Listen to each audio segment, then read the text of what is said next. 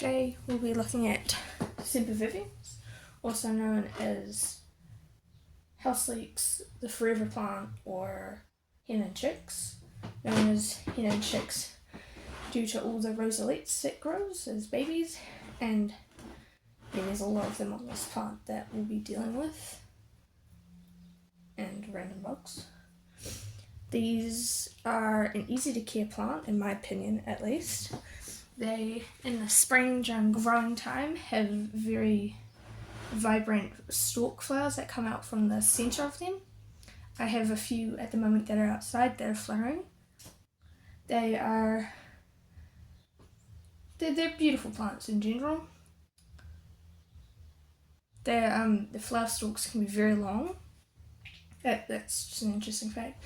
So with these, I'm not sure really how to get these babies out. What I do personally is you find one that will be easier to get, like this one here, and you get whatever, I'm using garden scissors for this, you get it behind it and you pry it off. I'm just doing this for the sake of the plant. Did one earlier today because it was in dire need of having room, and this one actually has roots on it, surprisingly. Some have roots, some don't, and as long as it has a stalk, then it should be fine.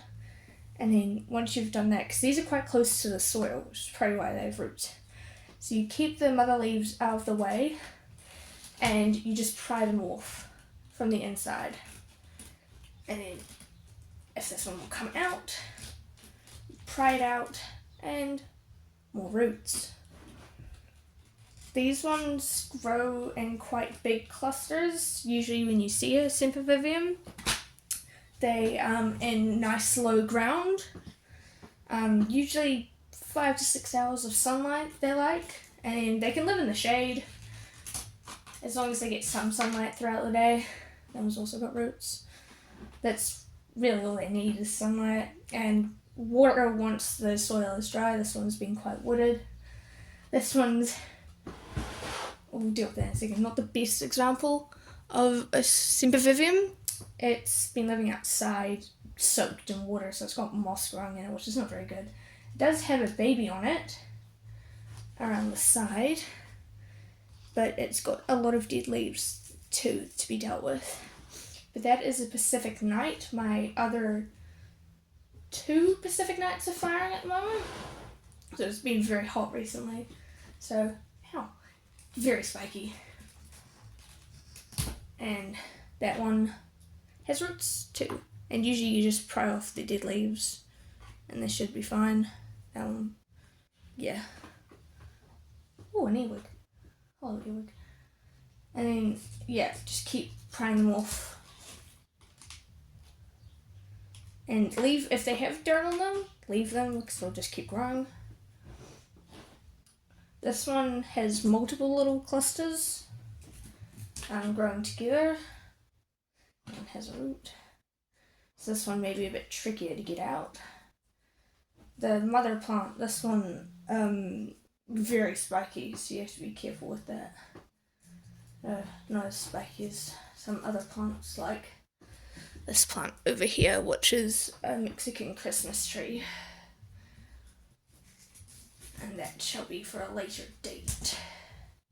That one came off without much of a stalk, which is usually not very helpful, but still ends up growing anyway. Ooh. That one's grown by itself. This one has 2 on it. It's a cluster of 2, so you just pry them apart. They both should have separate roots. This one. Usually when you're doing this, it's always good to keep at least one plant on it. Get that dead leaf off. Because by keeping at least one baby on it, it gives it a chance to grow more. And also, ooh, there's a dead leaf. But also this lets it breathe, because this one's clustering up, it's growing upwards instead of flat and outwards like they usually do. So it's always good to give it a breather both of this specific Sempervivum of mine, I have 2 of them, have been growing a lot of babies on them, and I have neglected to take the babies out. Oh, that's got a lot. Sempervivums like dry-ish water, about a few centimeters of dry water, and then you water them. They're very vibrant, especially these ones with the purple tips. These ones are usually much darker in colour, but my ones are a bit lighter at the moment due to flowering, but usually they can be quite vibrant of a dark colour, which is very beautiful. And yeah, that's a Sempervivum for you.